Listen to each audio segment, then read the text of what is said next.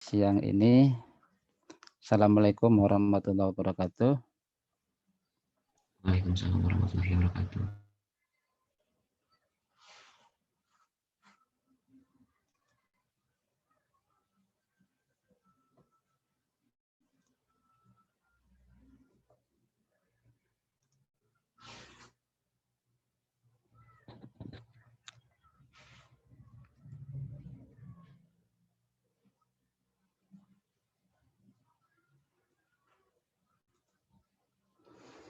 Ya, kita akan mendiskusikan topik yang hangat sesuai cuaca hari ini yang panas.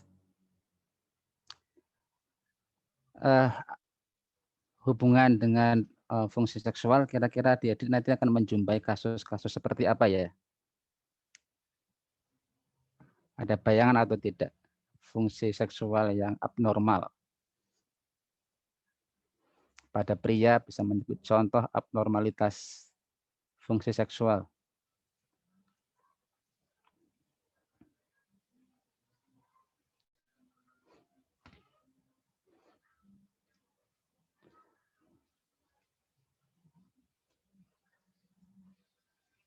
Ayo, siapa? Rifan? Eksapa juga boleh atau yang lain? Mungkin seperti tidak bisa ejakulasi seperti itu, Dok. Oke, tidak bisa ejakulasi. Apalagi?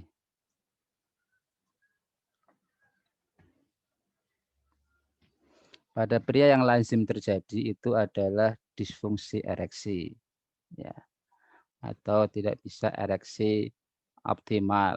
Ini lazim terjadi pada pasien-pasien diabetes mellitus, hipertensi, aterosklerosis. Ya. Di ke depan kasus-kasus disfungsi ereksi akan meningkat. Yang kedua adalah ejakulasi dini, ya, atau ejakulasi yang terjadi terlalu awal saat respon seksual. Itu yang lazim pada pria. Ya. Pada wanita biasanya ada dispaureni, ya, atau nyeri pada saat aktivitas seksual. Ya, itu 3 contoh problem yang banyak dijumpai. Nah, fungsi seksual ini merupakan fungsi yang penting di dalam kehidupan kita sehari-hari. Ya. Namun kita di dunia timur memang tabu untuk dibicarakan di tingkat masyarakat, sehingga banyak pasien-pasien dengan keluhan-keluhan tersebut jarang untuk berkonsultasi dengan tenaga kesehatan. Ya.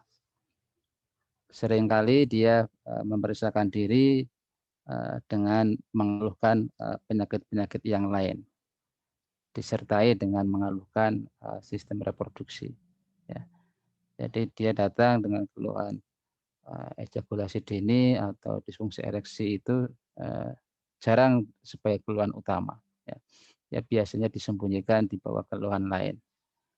Di akhir anamnesis dia juga akan mengeluhkan dengan perasaan tidak nyaman ya, karena tabu di masyarakat untuk menyampaikan ada problem di fungsi seksual. Sehingga kita perlu di dalam anamnesis, kalau menganamnesis pada pasien yang mungkin sudah berkeluarga, bisa menanyakan aktivitas seksualnya bagaimana, apakah ada gangguan atau tidak, ya, untuk memancing keterbukaan individu. Kemudian ya, gangguan seksual ini juga seringkali menjadi problem rumah tangga. Ya. Banyak sekali pengakhiran berkeluarga berawal mula dari keharmonisan fungsi seksual yang tidak terselesaikan dengan baik. Nah, tujuan pembelajaran pada hari ini, adik-adik bisa memahami, menjelaskan respon seksual secara umum dan lebih spesifik pada pria dan wanita. Nah, respon seksual mencakup ini definisi dari Kaplan, dia ahli ke psikologi. Ya. Jadi pengertiannya lebih komprehensif, ya. Mencakup respon fisiologis, ya, psikologis, emosional, dan kognitif. Ya. Jadi kompleks sekali membahas tentang seksual dengan keempat aspek tersebut. Kemudian Kaplan membagi menjadi 3 fase. Yang pertama adalah fase desire atau keinginan atau dorongan untuk seksual. Kedua arousal, gairah atau bangkitan. Dan yang ketiga fase orgasme. Sementara Master and Jensen ini lebih melihat ke aspek organis, aspek tubuh manusia. Sehingga pengertian dari dia adalah respon fisiologis terhadap rangsangan seksual. Jadi ini sebagian kecil dari pengertiannya miliknya Kaplan. Master Johnson hanya melihat aspek fisiologis saja. Nah, dari aspek yang dilihat Master and Jensen, kita akan bisa mencermati pada individu ada 4 fase, yaitu fase excitement, fase plateo atau dataran tinggi, ya. Kemudian fase orgasme, dan fase akhir atau fase resolusi.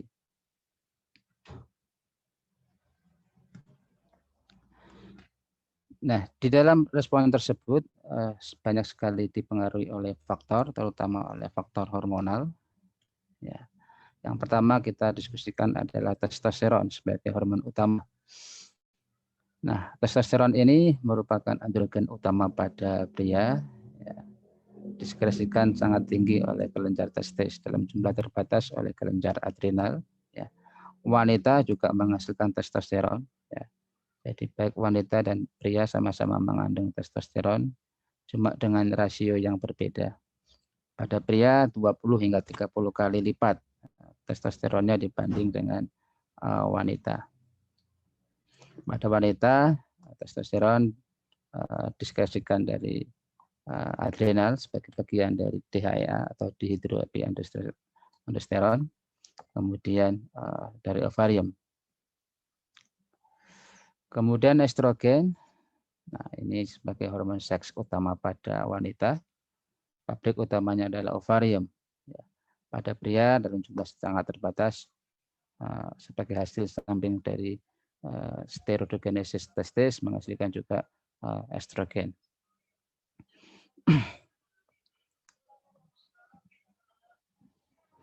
Kemudian hormon yang kedua selain hormon seks adalah hormon oksitosin. Ya, jadi juga perlu mempelajari kembali tentang hormon oksitosin ini. Ini sering kali disebut sebagai hormon cinta, ya. Suatu neuropeptida atau protein kecil dengan 9 rantai asam amino yang diproduksi di hipotalamus, ya, pada pria dan wanita. Dan tampaknya hormon ini dari penelitian-penelitian yang sudah ada mempengaruhi daya tarik erotis, ya, dan perasaan emosional individu. Jadi keterikatan sosial ini diperantarai oleh oksitosin.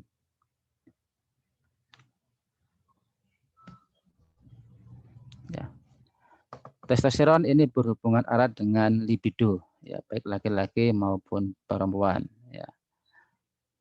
Pria dengan kadar testosteron yang rendah ya, bisa mencapai ereksi penuh, ya, bisa melakukan aktivitas seksual, namun memiliki minat atau keinginan untuk aktivitas seksual yang menurun. Ya. Ya. Beberapa penelitian, ya, misalnya pada individu yang terpaksa menjalani kastrasi, ya, oleh berbagai sebab, misalnya ada kanker testis sehingga testisnya harus diangkat, ya, adik-adik bisa membedakan antara kastrasi dengan vasektomi. Ya, kalau vasektomi itu hanya memutus vas deferensnya, kalau kastrasi itu testisnya diambil. Ya. Itu kastrasi fisik. Ya. Ada juga kastrasi kimiawi, diinjeksikan zat-zat yang bisa merusak kerja dari testis. Ya. Misalnya kalau adik-adik sering menyimak berita, ya, kalau lagi musim ada pedofil atau gangguan penyertaan seksual, biasanya akan muncul berita-berita tentang anjuran untuk dikastrasi, dihukum dengan kastrasi. Ya, kastrasinya biasanya adalah kastrasi kimiawi. Individunya diinjeksi zat yang merusak testosteron, merusak testis dengan berbagai dampaknya. Nah, individu yang menjalani kastrasi ini akan menunjukkan penurunan yang signifikan dalam minat dan gairah seksual serta aktivitas seksual, ya, sehingga akan menurunkan dorongan untuk melakukan aktivitas seksual. Kemudian orang-orang yang menerima obat-obat anti-androgen atau blocking androgen agent, ya, misalnya saja Depo-Provera atau medroksiprogesteron asetat, nah, ini biasanya obat-obat kontrasepsi. Ini obat kontrasepsi suntik KB 3 bulan. Ya. Ini terbukti mengurangi gairah seksual, ya, pada wanita yang menjalani kontrasepsi suntik KB 3 bulan, minat seksualnya menurun. Nah, pada pria yang memperoleh injeksi zat ini juga minat seksualnya mengalami penurunan. Kemudian penderita hipogonadisme, ya, gonadnya yang menurun fungsinya, testosteron menurun, FSH menurun, ya. Gangguan endokrin menyebabkan defisiensi testosteron pada laki-laki, ya. Juga menyebabkan penurunan besar dalam minat seksual dan dapat diperbaiki dengan terapi sulih hormon atau penggantian testosteron. Ya. Penderita hipogonadisme yang menjalani terapi testosteron ada perbaikan dari minat seksualnya.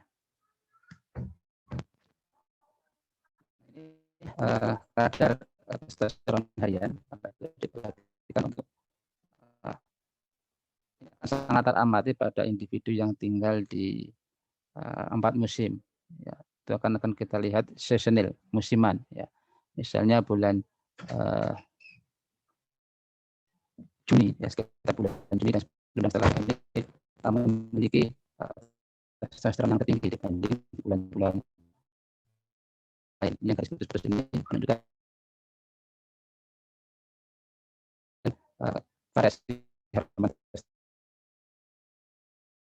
testosteron dari waktu ke waktu dalam mohon maaf dok, suaranya terputus-putus. Ini tidak terlalu jelas gambar seperti ini. Dia relatif flat. Kemudian yang kita jumpai adalah ya. Selanjutnya saya ulangi untuk garis yang putus-putus ini mencerminkan variasi dalam 1 tahun. Ya. Ini akan jelas bisa kita amati pada individu yang tinggal di negeri 4 musim. Ya. Kalau kita yang tinggal di tropis, kurva ini tidak akan terlihat. Ya. Yang kita bisa jumpai adalah yang garis hitam penuh. Ya. Ini merupakan variasi harian, sirkulasi diurnal dari testosteron yang tinggi di pagi hari antara jam 7 hingga jam 10, kemudian di sepanjang siang bertahap turun malam rendah, dan pagi hari juga meningkat kembali. Ya. Sehingga nanti kalau kita mau melakukan penelitian tentang testosteron, maka waktunya dikonsistenkan. Kalau diambil pagi semua, siang semua, sore semua, sehingga menghindari variasi harian.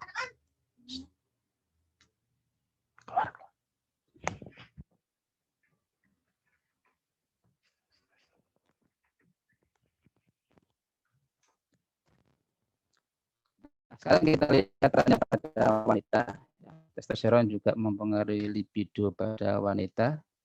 Pada wanita yang menjalani terapi penggantian hormon dengan diberikan testosteron, maka ada peningkatan gairah seksual. Misalnya pada wanita pasca menopause, ya. Atau wanita yang menjalani oophorectomy bilateral. Ya. Jadi kedua ovariumnya diangkat, itu juga ada penurunan minat seksual. Bisa diperbaiki dengan diberikan testosteron. Ya. Pada wanita dengan testosteron yang normal, kemudian dia diberikan testosteron eksogen tambahan, ya, maka akan ada peningkatan respon genital yang signifikan dalam beberapa jam, dalam durasi beberapa jam pasca pemberian. Ya. Yang ketiga, wanita dengan respon atau dorongan seks yang rendah, ya, dan hambatan minat seksual akan memberikan dampak positif setelah diberikan terapi testosteron. Ya.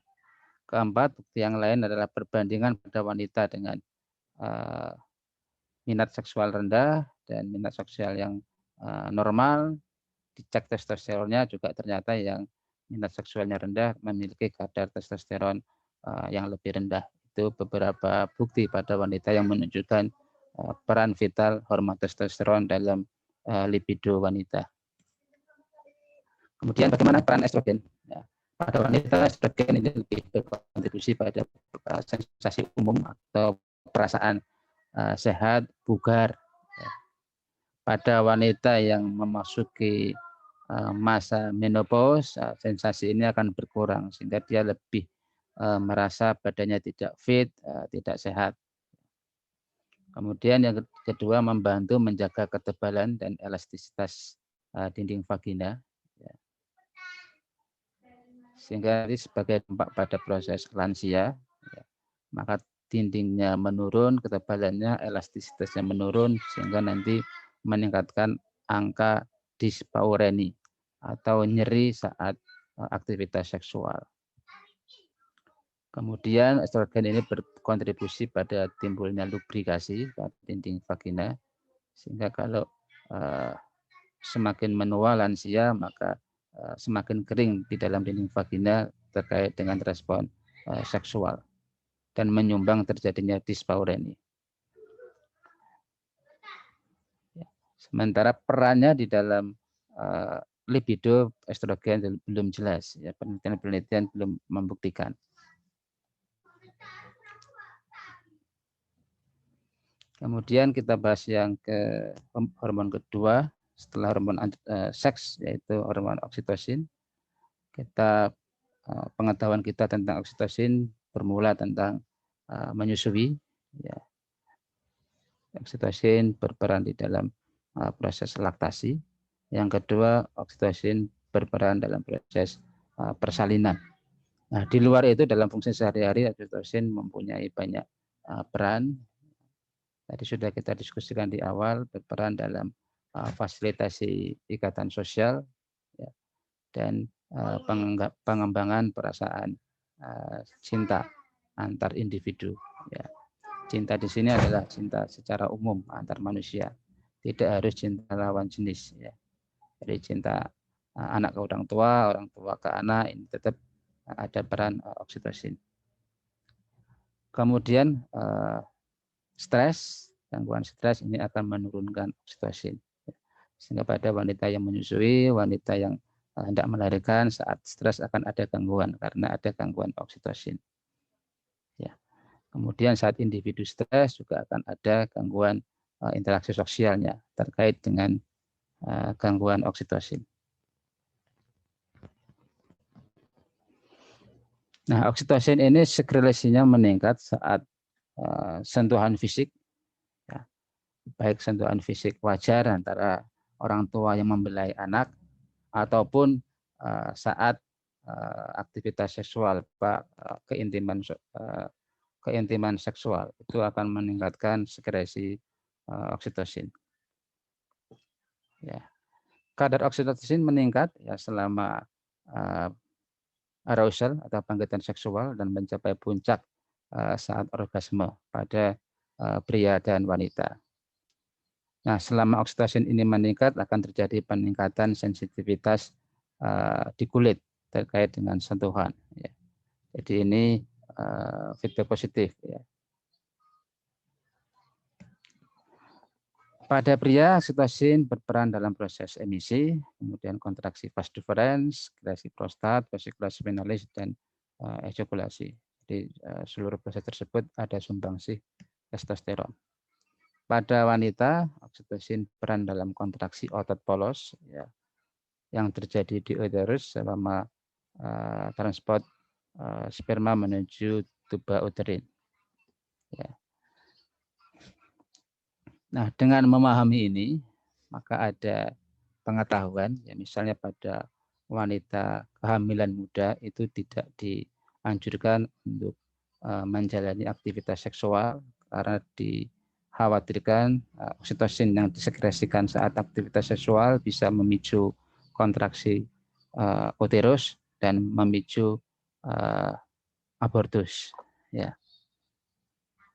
Atau pada individu yang memang ada abortus berulang, ya tentu dianjurkan untuk menghindari aktivitas seksual selama fase awal kehamilan. Ya. Kemudian kadar oksitosin ini tetap tinggi di dalam darah kurang lebih 5 menit pasca orgasme. Ini berkaitan dengan ikatan emosional dan erotik pada pasangan seksual. Ya. Jadi meningkatkan keterikatan antar individu dipicu oleh tingginya oksitosin. Nah, gairah seksual atau sexual arousal merupakan suatu keadaan termotivasi ya, untuk mencapai kenikmatan seksual yang melibatkan 4 proses. Ya.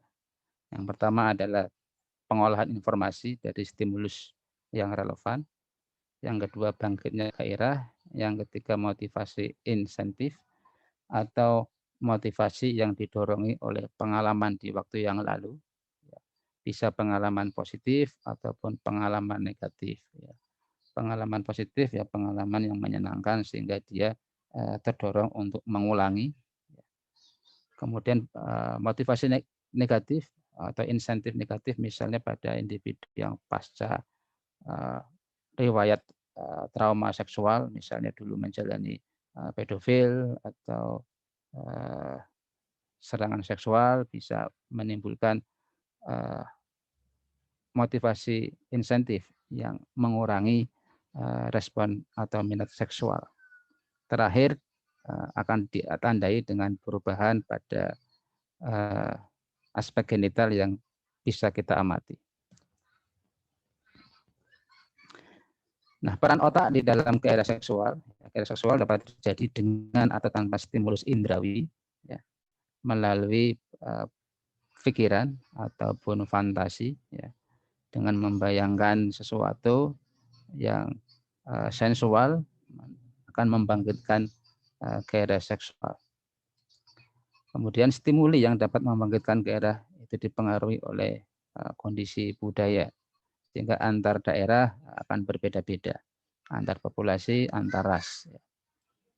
Fitur atau gambaran atau penampilan atau body image yang dianggap menarik itu bervariasi dari satu budaya ke budaya yang lain. Ya, itu zaman dulu. Ya. Tapi di era sekarang, di mana komunikasi antar wilayah, antar budaya itu terjadi percampuran, nah ini makin lama makin bercampur. Kemudian stimulasi atau stimuli rangsangan yang membangkitkan daerah ini bersifat individual. Individu satu dengan yang lain berbeda. Misalnya si A itu akan bangkit seksualnya kalau distimulasi dengan visual. Ya. Yang lain dengan auditorik, yang lain dengan olfaktorik. Ini beda-beda individu yang bisa meningkatkan minat seksual. Nah, ini daerah dari otak yang terkait adalah sistem limbik, yang berhubungan dengan emosi atau rasa, ya, motivasi atau nafsu atau dorongan, dan juga di situ merupakan pusat kesenangan. Ya. Kemudian korteks cerebri ini berkaitan dengan proses berpikir, fantasi, dan lain-lain. Nah, bagian dari sistem limbik mencakup amigdala, hipokampus, hipotalamus, gyrus cingulate.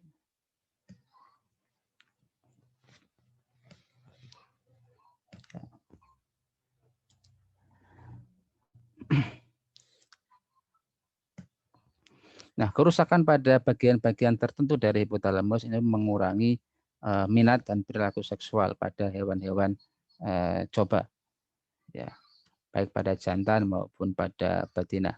Ya. Pada manusia tentu nggak bisa kita lakukan eksperimen. Ya.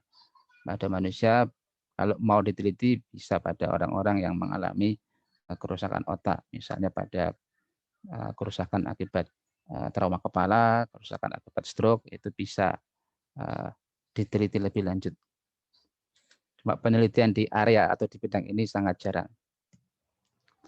Kemudian kaitan neurotransmitter dengan gairah seksual, ya, dopamin, ini dirilis di pusat kesenangan di sistem limbik yang memfasilitasi gairah seksual dan respons seksual. Nah, individu yang memperoleh dopamin ini akan meningkatkan gairah seksual dan respons seksual.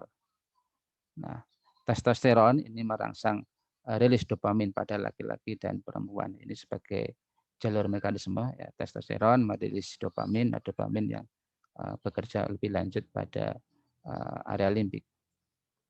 Kemudian peran oksitosin ini sudah kita diskusikan pada slide-slide sebelumnya. Nah, serotonin ini menghambat aktivitas ataupun minat seksual. Ya. Serotonin ini menghambat rilis dopamin. Nah, obat-obat antidepresan misalnya SSRI atau selective serotonin uptake inhibitor ini akan meningkatkan kadar serotonin di otak dengan efek samping terjadi penurunan libido dan respon seksual. Sehingga kadang-kadang ada pasien yang mengalami depresi, kemudian kita berikan obat-obat anti SSRI, ya. Kemudian muncul efek samping penurunan libido. Ya. Ini juga beberapa kali atau sering kali dikeluhkan pasien.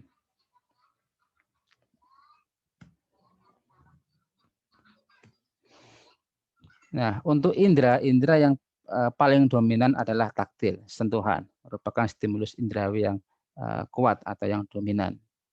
Ya. Sentuhan pada zona erogen atau sensitif primer merupakan area tubuh yang mengandung ujung saraf sensitif seksual dan kepadatan tinggi. Yang utama adalah genital, bokong, anus, perineum, payudara, paha bagian dalam, ketiak, umbilikus, leher, dan lain-lain. Nah, sehingga pada saat melakukan pemeriksaan pada pasien palpasi harus hati-hati, ya, dikerjakan dengan gentle, ya, dan menghindari daerah-daerah erogen, ya, untuk mencegah timbulnya perasaan tidak nyaman. Kemudian daerah-daerah tersebut akan bervariasi dari satu orang dengan orang yang lain, ya, terkait dengan lokasi maupun sensitivitasnya. Kemudian ada juga zona erogen sekunder, ini area selain area yang primer tadi, ya, dan ini berbeda tiap orang terkait dengan pengalaman dan proses pembelajaran di waktu-waktu sebelumnya. Ya.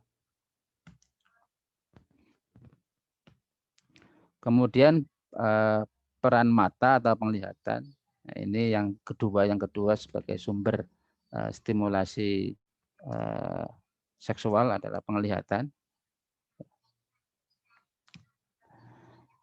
Nah, penelitian terdahulu, ya, menunjukkan bahwa laki-laki ini lebih terstimulasi terhadap visual dibanding perempuan. Ya. Tapi sebenarnya kalau ini penelitiannya masih mengandung bias, ya, sehingga banyak juga muncul hasil yang lain, ya, sehingga antara pria dan wanita sebenarnya tidak berbeda antara peran penglihatan terhadap respon seksual. Nah, yang difikirkan bisa membedakan, ya, kenapa penjelasan bahwa laki-laki akan lebih peka terhadap fungsi visual. Yang pertama adalah pengaruh sosial. Secara budaya tidak pantas bagi perempuan untuk melihat pornografi. Ya. Kemudian kebanyakan pornografi dibuat khusus untuk atau didesain untuk menarik minat laki-laki. Ya. Ini yang zaman dulu. Ya. Kemudian dengan perkembangan zaman, pornografi dan erotika ini juga tersedia untuk pria dan wanita. Sehingga ini akan semakin mengaburkan apakah ada perbedaan peran penglihatan di dalam respon seksual antara pria dan wanita. Studi dengan menggunakan alat-alat fisiologis untuk merekam respon, ya, subjek yang dipaparkan objek pornografi pada pria dan wanita sama-sama menunjukkan tanda-tanda gairah seksual. Ya, jadi empirisnya sama saja. Ya. Nah, kemudian ketika subjek itu diminta untuk melaporkan self-reporting, yang memberikan raportan sendiri, ya, wanita lebih tertutup, ya, sehingga lebih sedikit di dalam melaporkan terangsang secara seksual dengan objek erotik visual. Ya. Nah, peran indrawi yang lain, pembawaan. Ya. Pembawaan, nah, di antara panca indera kita, pembawaan yang banyak mengalami kemunduran secara umum, ya, dibandingkan spesies lain. Ya, kita tidak mengandalkan pembawaan. Nah, terkait dengan pembawaan, kita mengenal ada feromon atau zat yang bisa merangsang kita melalui pembawaan. Nah, pembawaan ini dipengaruhi oleh riwayat seksual seseorang dan pengkondisian sosial. Ya. Dalam beberapa budaya, ya, bau cairan genital ini dianggap sebagai stimulan seksual, ya, sehingga dibuat sebagai parfum. Ini bukan kita di Asia, ya, ini di kawasan Eropa. Kemudian banyak laporan yang menyatakan bahwa individu itu akan terstimulasi ketika membaui bau pasangan, ya, sehingga membangkitkan minat seksual. Juga ada penelitian yang membandingkan aroma genital antara fase subur dan fase tidak subur. Ya, responnya lebih membangkitkan yang fase subur. Itu terkait dengan feromon. Ya.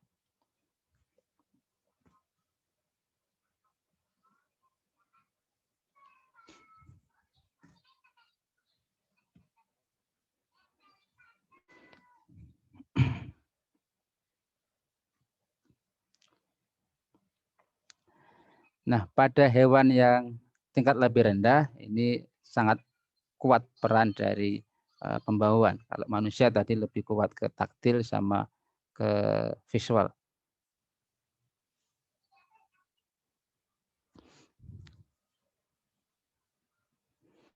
Nah, feromon ini tadi beda individu juga beda. Ya. Misalnya ada individu yang akan bangkit setelah membaui sesuatu. Ya. Saya pernah dicontohkan oleh guru saya bahwa pasien itu akan bangkit seksualnya kalau istrinya menggunakan minyak jelantah di rambut. Tahu minyak jelantah ya?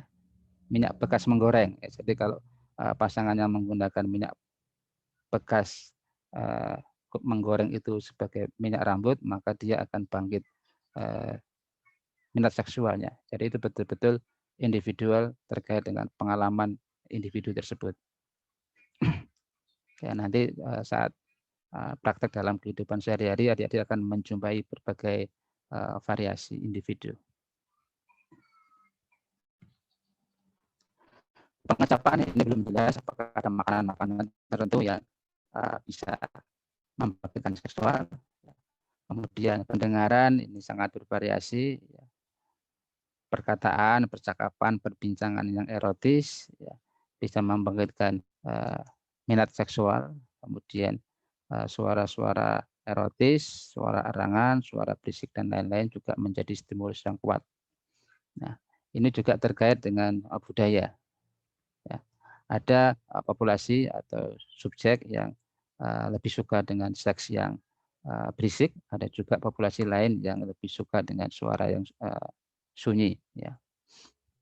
Jadi ini tergantung dengan penilaian sosial di wilayah itu ada. Ya. Apakah baik untuk berisik atau baik untuk sunyi. Kemudian terkait dengan turunan seksual, kita mengenal ada afrodisiak, yaitu zat-zat yang diduga bisa membangkitkan gairah seksual dan meningkatkan kapasitas seksual. Nah, ini saya garis bawahi dengan kata diduga karena banyak zat-zat yang beredar di masyarakat yang berawal dari mitos. Ya, bukti empirisnya tidak kuat atau malah berbalikan. Tetapi itu tetap dipercayai sebagai afrodisiak.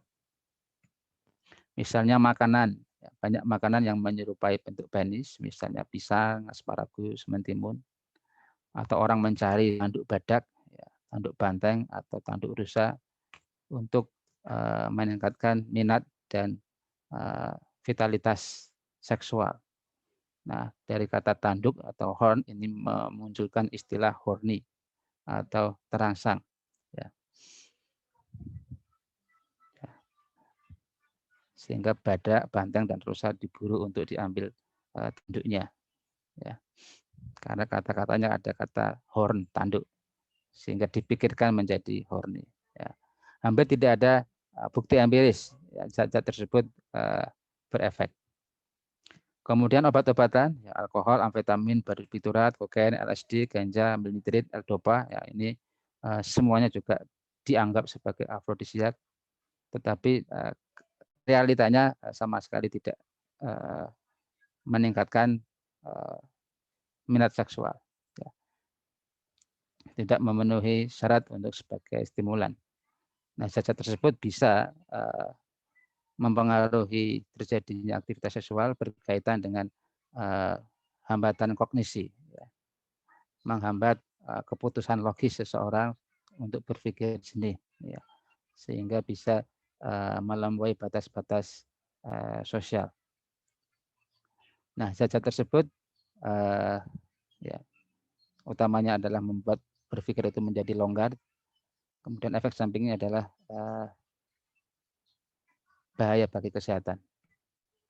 Nah, ini list beberapa obat yang tadi sudah saya sebutkan. Adik-adik bisa baca lebih detail tentang nama zatnya, kemudian efek yang dimitoskan, kemudian kenyataan faktualnya. Ya.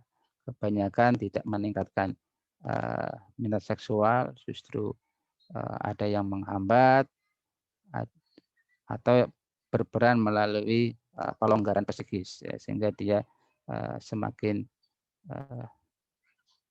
tidak bisa mengambil keputusan dengan baik. Nah, yang cukup kuat buktinya adalah yang yohimbin. Yohimbin ini merupakan tanaman asal Afrika yang banyak dipakai untuk membuat herba terkait dengan afrodisia. Berupa alkaloid kristal berasal dari kulit pohon yohimbi yang tumbuh di Afrika. Efek pada percobaan-percobaan yang ada pada tikus, ekstrak yohimbi menginduksi gairah dan aktivitas seksual. Jadi tikus yang diberikan yohimbi meningkatkan terjadinya kopulasi atau perkawinan. Kemudian efek positif dan terhadap gairah dan kinerja seksual pada pria, ya, pada gangguan dengan ereksi atau disfungsi ereksi, ya. Meningkatkan gairah seksual pada wanita pasca menopause. Ya. Nah, karena dia herba yang dari alam, dosis yang tepat tidak bisa ditentukan yang adekuat, kecuali kalau sudah diekstrak. Nah, itu baru bisa nanti ditentukan dosisnya. Efek samping yang umum terjadi terkait dengan keluhan palpitasi atau jantung berdebar-debar, kemudian berkeringat, gelisah, mual, serta gangguan tidur atau insomnia. Kemudian tidak boleh diberikan pada orang-orang dengan gangguan medis, antara lain penyakit jantung, hipertensi, masalah hati, dan juga diabetes. Nah, selain afrodisiak, juga ada obat-obat atau zat-zat anafrodisiak atau mematikan atau menghambat minat seksual atau memadamkan minat seksual. Ya, misalnya tadi sudah kita contohkan di kuliah sebelumnya, yaitu kontrasepsi hormonal testosteron atau misalnya medroksi MDA, ya, atau progesteron. Ini menurunkan minat seksual dengan menurunkan kadar testosteron. Kemudian nikotin. Nah, bagi individu yang merokok, ini bisa menurunkan minat seksual, menurunkan kadar testosteron, ya, dan mengganggu pembuluh darah sehingga mengganggu terjadinya ereksi. Nah, ini bisa kita pakai untuk mengancam atau menakut-nakuti perokok. Ya. Kalau perokok ditakut-takuti dengan serangan jantung, dia masih bisa mengabaikan. Tapi kalau diancam dengan disfungsi ereksi, dia akan lebih bisa menerima. Kemudian obat-obat antihipertensi, obat-obat jantung, ya, itu bisa menghambat proses terjadinya ereksi, menghambat ejakulasi, menghambat intensitas orgasme, dan juga menurunkan minat seksual. Ini sering terjadi pada pasien-pasien hipertensi yang kita berikan antihipertensi. Ya, sehingga kita perlu menggali di dalam controllingnya bagaimana dengan aktivitas seksualnya, apakah mengganggu atau tidak. Kemudian antidepresan tadi juga sudah kita singgung, misalnya SSRI, itu menurunkan minat seksual. Kemudian antikonvulsan, antipsikotik untuk obat-obat anti kejang, ya, pada penderita yang epilepsi, kalau diberikan dengan obat anti epilepsi akan timbul penurunan minat seksual. Atau pada penderita yang psikotik, ya, skizofrenia, obat-obat antipsikotik itu juga anafrodisiak. Nah, sekarang kita diskusikan respons seksualnya. Ini masih mengikuti kaidah dari Master and Johnson. Ada 4 fase tadi, fase excitement, plateo, orgasme, dan resolusi. Nah, ini yang berbeda antara pria dan wanita. Pada pria hanya ada satu pola, yaitu mulai dari excitement, kemudian plateo, kemudian orgasme, diikuti dengan resolusi. Kemudian setelah puncak orgasme hingga awal resolusi ini ada refraktor, periode refraktor, atau periode di mana pria ini tidak bisa memberikan respon seksual kembali. Sementara pada wanita ini ada 3 pola respon seksual. Yang pertama, pola A, ini seperti awalnya sama excitement, kemudian diikuti dengan plateo, kemudian bisa diikuti dengan orgasme beberapa kali. Ya, jadi bisa multiple orgasme. Ini yang berbeda utama dengan pria. Kalau pria hanya 1, kalau wanita bisa beberapa kali. Pola yang kedua, kebalikannya, dia ada fase excitement, plateo, kemudian sampai ke resolusi. Dia tidak pernah sampai ke fase orgasme.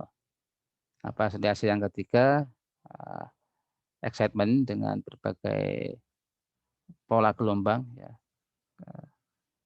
mengayun, kemudian sekali orgasme dan langsung ke fase resolusi. Ini 3 pola yang umum atau banyak pada wanita. Kemudian 2 respon fisiologis yang mendasar baik pada pria dan wanita yang ditandai di organisnya adalah berupa vasokongesti atau bendungan aliran darah yang menyebabkan pembengkakan atau pembenturan struktur vaskulernya. Ya, pada pria akan terjadi ereksi penis, ya. Pada wanita bisa dijumpai ereksi klitoris maupun erektil pada papila mamae. Kemudian ada myotonia atau ketegangan otot, ya, yang terjadi setelah kontraksi otot. Jadi penurunan atau gangguan relaksasi dari otot pasca kontraksi.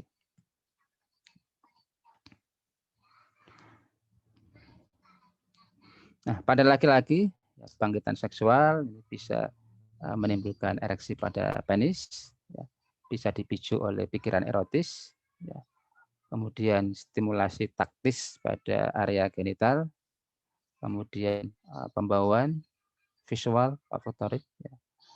Outflow-nya untuk terjadinya ereksi adalah lewat saraf parasimpatis di divisi plexus sacralis. Ya.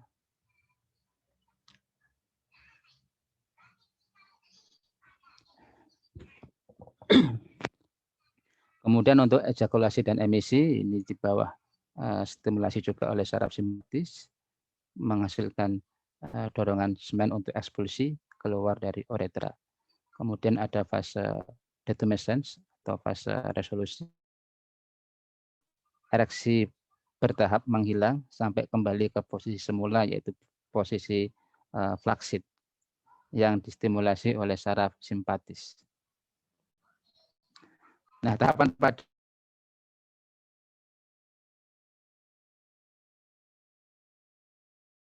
wanita ini analog atau sebanding dengan pada perubahan klitoris, papila mamae, kemudian juga perubahan sekresi pada jaringan vagina, distimulasi oleh saraf parasimpatis untuk menimbulkan kongesti pada jaringan vaskulernya. Nah, ini struktur dasar dari jaringan penis yang memungkinkan terjadinya ereksi. Yang perlu diperhatikan adalah bagian luar ini ada sarung kolagen, jaringan kolagen yang berperan sebagai manset. Kemudian di tengah-tengah ada corpus cavernosum, yang di tengah-tengahnya ada arteria centralis. Dengan pengisian darah di corpus ini akan mengisi corpus cavernosum dengan darah dan terjadilah nanti ereksi. Kemudian ini posisi penis dalam posisi flaksid. Kemudian nanti kita perlihatkan dalam posisi ereksi penuh. Oke, ini juga masih hal yang sama, silakan dipelajari lebih lanjut. Sehingga kalau ada orang dengan kerusakan struktur penis, kerusakan pada sarung kolagen, ini bisa mengganggu arah dari bentuk kontraksi dari ereksi. Nah, mekanisme terjadinya ereksi diawali dengan adanya dilatasi arteri dan arteriol di jaringan penis. Kemudian aliran darah meningkat, baik pada saat fase sistolik maupun fase diastolik. Kemudian darah yang masuk ke dalam jaringan corpus cavernosus akan terjebak, mengisi itu, kemudian mengembangkan sinusoid. Nah, sinusoid yang mengembang, jaringan corpus cavernosum yang mengembang, itu mengkompres atau menekan plexus venula yang ada di subtunica antara tunia albugenia dan sinusoid perifer, yang akan menghambat aliran darah keluar dari vena penis, sehingga darah masuk banyak, yang keluar sedikit.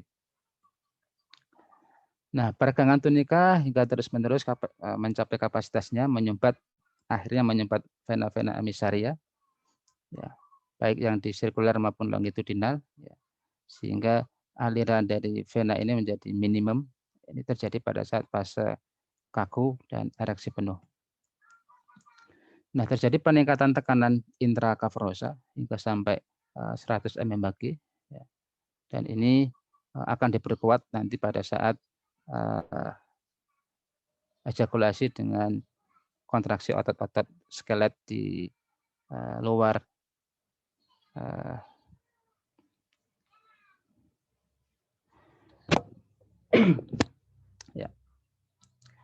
di luar struktur korpora.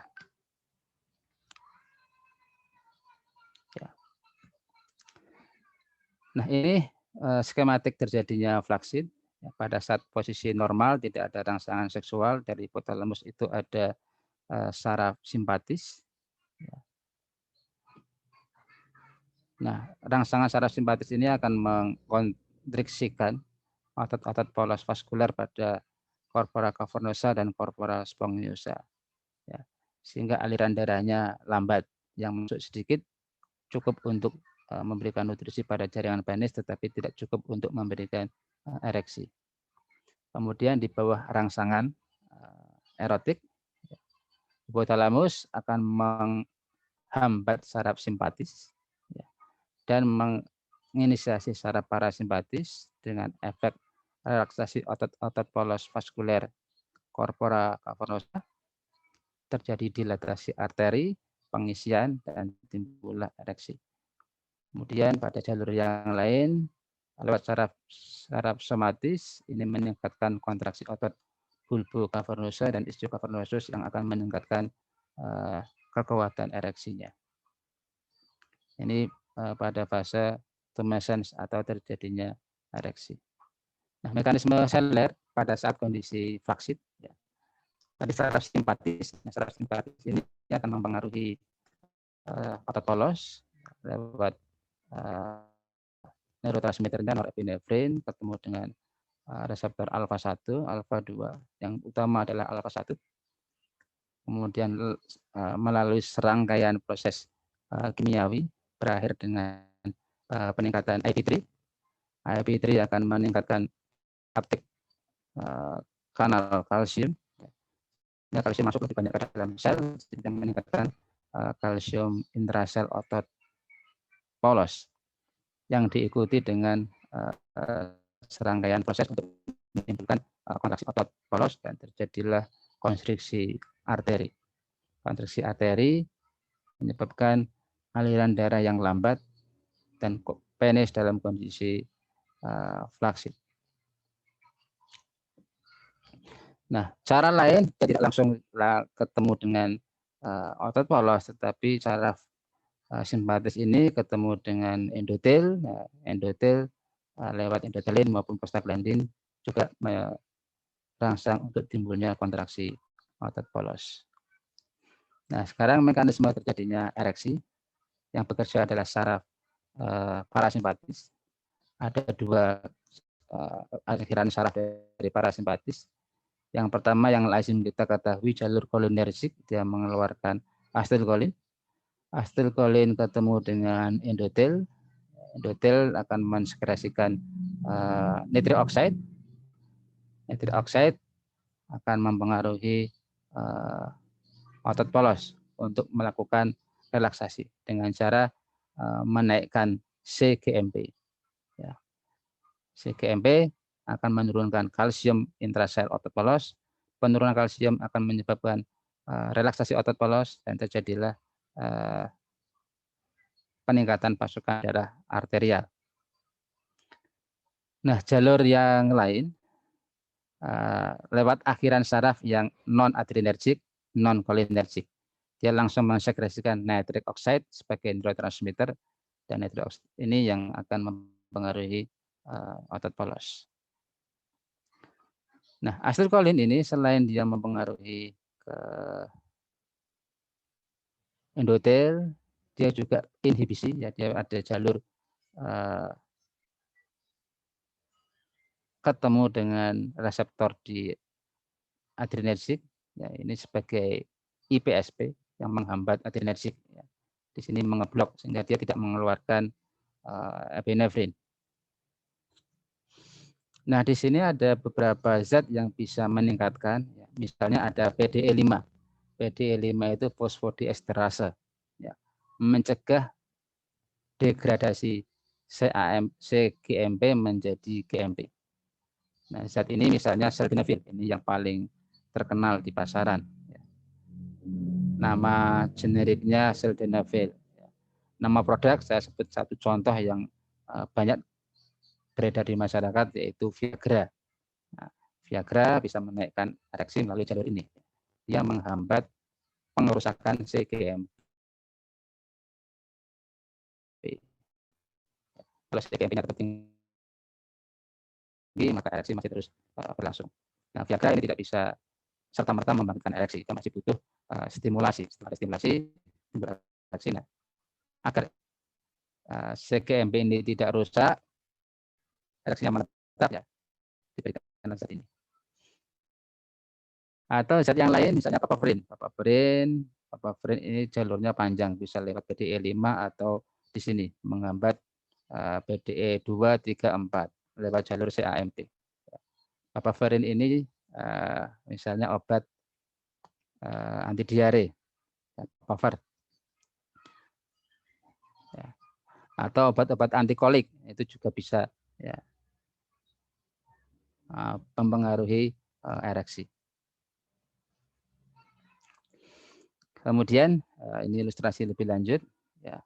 ada dua jalur utama kontrol ereksi. Yang pertama adalah supraspinal, yaitu di atas medula spinalis, dan yang kedua adalah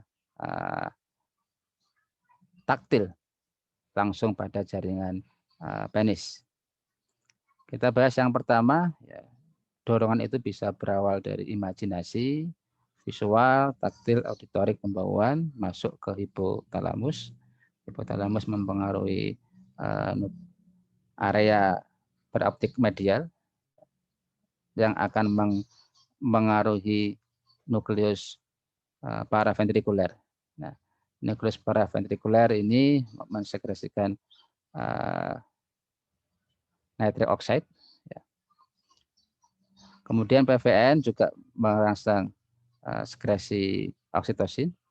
Oksitosin akan menghambat pusat saraf simpatis di toraks 12 hingga toraks 11-12, ya, sehingga menghambat proses flaksid. Ya. Kemudian oksitosin juga ikut aliran sistemik untuk bekerja secara sistemik. Ya. Nah, MPOA tadi juga menghasilkan dopamin yang mempengaruhi area-area lain di sistem limbik. Ya. Kemudian dopamin dikirim ke pusat kontrol spinal sakral, yaitu sakral 2, sakral 4, dibantu dengan oksitosin, ya, baik ini sebagai hormon maupun sebagai neurotransmitter dari saraf parasimpatis spinal menuju ke penis. Ini yang skematik selulernya sudah kita diskusikan di slide sebelumnya. Nah, di samping jalur psikologis ini juga ada jalur reflektif, refleks. Ya. Jadi stimulasi langsung pada penis, ya, sentuhan pada jaringan penis itu akan memicu terjadinya ereksi lewat refleks ini. Ya. Jadi taktil pada jaringan penis lewat plexus sakralis S2 S4. Nah, kemudian serotonin tadi masih banyak kontroversi, tapi sebagian besar peneliti melaporkan bahwa serotonin ini akan menghambat proses ereksi lewat jalur yang sudah kita diskusikan. Nah, kalau orang tersebut mengalami kerusakan sakral, misalnya jatuh dari pohon, sakral 2, sakral 3-nya rusak, ya, maka dia akan ada disfungsi ereksi, ya. Akan ada kesulitan untuk mencapai ereksi, ya. Masih bisa ereksi walaupun tidak penuh, ya, karena masih ada jalur ini, ya. Dia lewat jalur yang minor untuk merangsang ereksi, lewat jalur menghambat simpatis, tapi jalur perangsangan parasimpatisnya terganggu. Nah, sekarang kita lihat perubahan-perubahan organis pada genitalia eksternal dan internal pada pria dan wanita. Pada pria saat fase excitement terjadi ereksi yang bisa kita lihat secara eksternal, ada vasokongesti, kemudian terjadi myotonia atau peningkatan ketegangan otot pada berbagai jaringan pada tangan dan kaki. Ya. Kemudian akan ada peningkatan denyut jantung dan tekanan darah. Ya.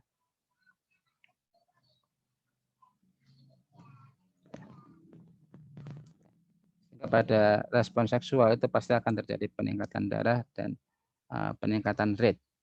Nah, pada orang-orang yang ada gangguan jantung, ada gangguan tekanan darah, ya perlu berhati-hati dalam menggunakan sildenafil, ya, karena banyak kejadian meninggal akibat penggunaan itu pada penderita dengan riwayat penyakit jantung.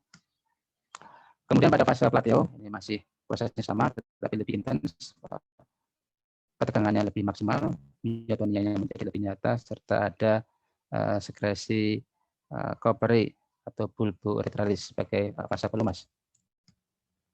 Kemudian pada fase emisi ada kontraksi internal dari struktur vas deferens kemudian vascularis minoris, prostat untuk mengeluarkan sekretnya dan terkumpul di ductus ejaculatorius. Ya.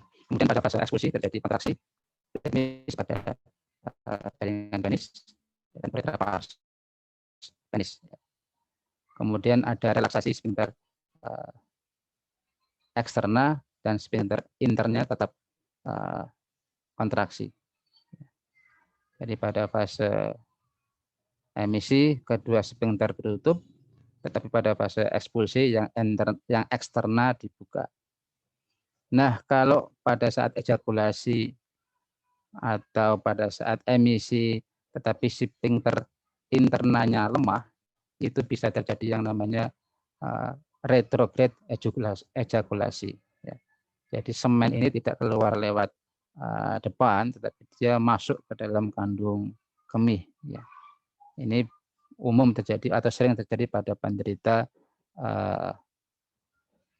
prostat yang sudah mengalami operasi. Ya. Jadi efek samping atau komplikasi pasca prostatektomi bisa timbul retrograde ejakulasi. Nah, fase resolusi ini kembali ke posisi semula, penis yang tadinya erektil penuh kembali menjadi flaccid.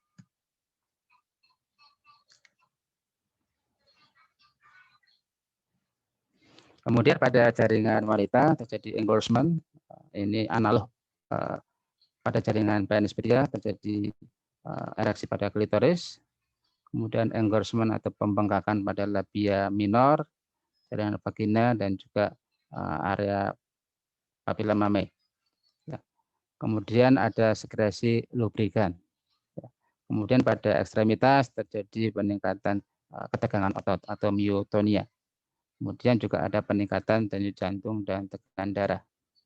Kemudian ini perbedaan pada fase tidak terstimulasi atau tidak terangsang dan fase terstimulasi pada struktur interna. Pada fase excitement, uterusnya ini mengalami elevasi, yang tadinya antefleksi, kemudian sedikit terangkat. Ya.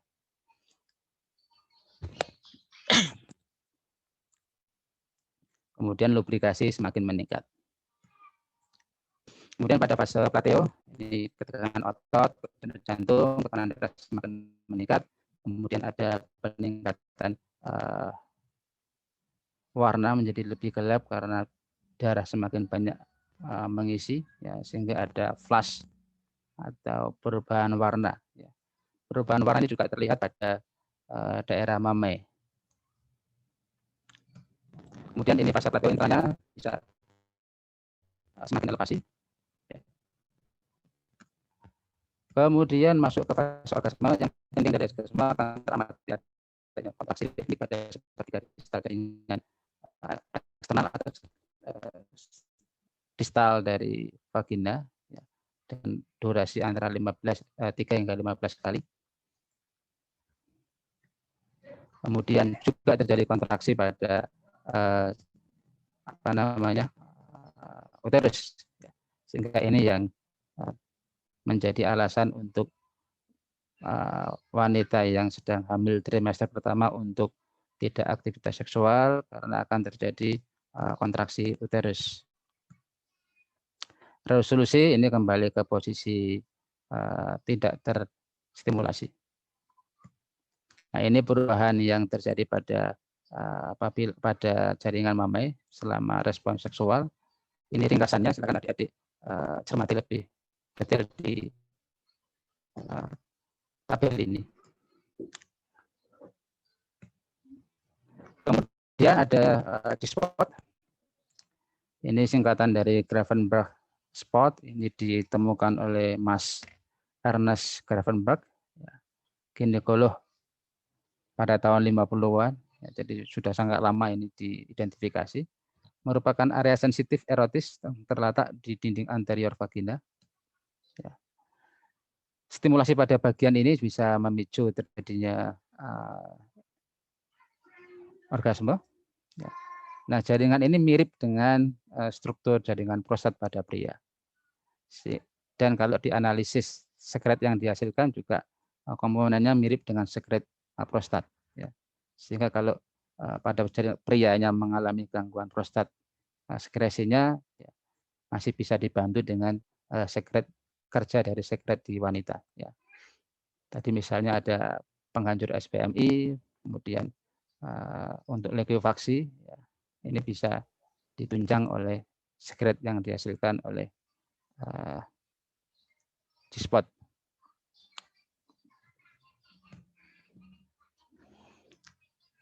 Nah, untuk kemampuannya untuk menimbulkan orgasme ini sama dengan jaringan yang lain, terutama sama dengan klitoris, meskipun dengan intensitas yang bisa berbeda. Nah, sekarang kita masuk ke bagian akhir, efek menua dari respon seksual. Pada pria, ini akan butuh waktu yang lebih lama untuk mencapai ereksi. Ya. Anekdotnya itu berkaitan dengan proses ereksi, ada pandangan hidup. Ya. Jadi hanya memandang sesuatu, orang mengalami ereksi. Kemudian terakhir, kalau sudah mengalami proses gangguan, perjuangan hidup. Ya. Orang itu untuk bereaksi butuh stimulasi yang adekuat. Nah, misalnya pada para lansia. Pada usia muda, mungkin beberapa detik saja itu sudah langsung. Ya. Jadi begitu melihat sesuatu, kemudian langsung timbul ereksi.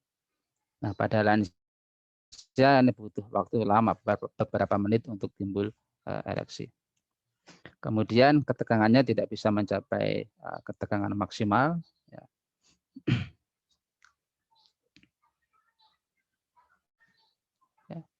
Seringkali ereksi tidak bisa mencapai penuh sampai akhir fase plateo maupun akhir orgasme. Ya. Sisi positif dari proses ini, ya, pada lansia ini lebih sering bisa bertahan lebih lama pada fase plateo, yang bisa meningkatkan kenikmatan seksual pada kedua pasangan. Kemudian berkurangnya jumlah kontraksi selama fase orgasme, kekuatan ejakulasi, dan juga jumlah semennya menurun.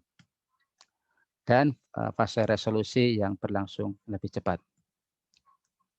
Serta periode fraktal yang lebih lama. Jadi bisa jam hingga hari ya, untuk bisa bangkit minat seksualnya kembali.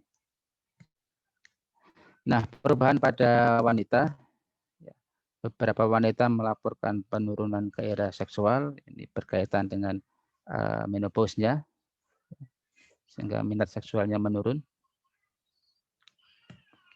Kemudian vasokongestinya menurun, ya, menyebabkan lubrikasi vaginanya lebih sedikit dan lebih lambat. Ya. Sehingga inilah yang lebih sering memicu ke munculnya dyspareunia atau nyeri pada saat hubungan seksual. Kemudian ini juga menunjang dyspareunia, yaitu berkurangnya elastisitas vagina dan uretra yang berkurang, vagina menjadi lebih kering. Panjang dan lebar vagina juga mengalami penurunan seiring dengan penurunan kemampuan pengembangan selama fase arousal. Ya. Kemudian jumlah kontraksi orgasme yang tadi normalnya 3 hingga 15, ya ini berkurang angkanya. Dan terakhir resolusinya lebih cepat. Oke, ini beberapa referensi tambahan yang adik-adik bisa pelajari lebih lanjut.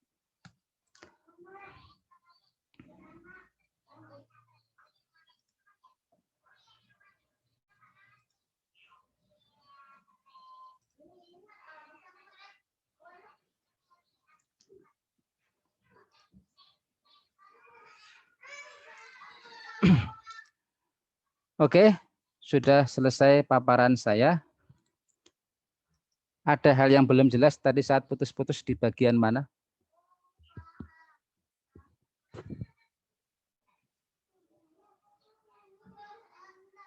Di bagian grafik testosteron itu, Dok. Di grafik testosteron. Ya, apanya yang mau ditanyakan? Tadi terputus-putus. Ya, intinya testosteron itu ada variasi dalam 1 tahun. Ya. Terutama untuk individu yang tinggal di daerah 4 musim. Ya, jadi penelitian itu dilakukan pada daerah 4 musim ya, di subtropis. Yang tinggi di daerah bulan-bulan Juni, kemudian bulan-bulan lain menurun. Ya. Kemudian pada individu secara umum pada pria itu ada diurnal, ya, mengikuti pola kortisol. Ya. Jadi jam 4 pagi itu mulai tinggi, kemudian puncaknya jam 7 hingga jam 10. Kemudian habis itu menurun kembali dan terendah pada kondisi malam hari. Itu variasi harian hormon testosteron. Sehingga kalau mau meneliti tentang testosteron, ya subjeknya diambil darahnya pada waktu yang sama. Kemudian testosteron itu bisa disampling dengan mengambil testosteron darah. Bisa juga yang lebih simpel dengan testosteron saliva. Jadi diambil liurnya, kemudian diukur testosteronnya. Oke, ada pertanyaan?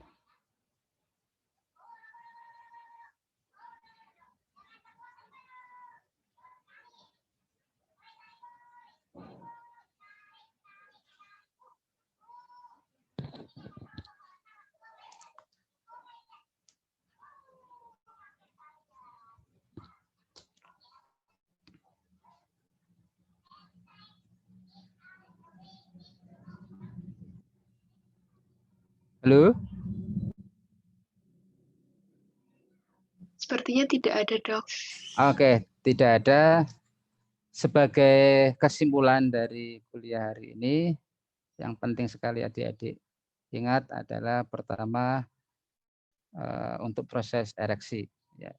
Tadi di diagram itu adik-adik sudah memahami ada keterkaitan epinefrin, norepinefrin, acetylcholine, nitric oxide, CGMP, kalsium, CAMP, ya. Kemudian zat-zatnya ada sildenafil, ada papaverin. Ya. Kemudian tadi di diagram yang ada supraspinal dan reflektorik itu juga penting untuk adik-adik pahami. Ya. Sehingga nanti kalau ketemu dengan pasien-pasien fraktur vertebrae, ya bisa memahami potensi ada gangguan seksual. Kemudian gangguan seksual itu bisa berkembang menjadi ejakulasi dini dan disfungsi ereksi. Nah, dari kuliah hari ini adik-adik bisa memahami tentang disfungsi ereksi. Kemudian juga kemungkinan berkembang pada wanita dyspareunia. Ya, itu saja yang bisa saya tekankan di akhir kuliah hari ini. Saya tutup. Assalamualaikum warahmatullahi wabarakatuh. Waalaikumsalam warahmatullahi wabarakatuh. Waalaikumsalam warahmatullahi Waalaikumsalam warahmatullahi wabarakatuh. wabarakatuh. Terima kasih, Dokter.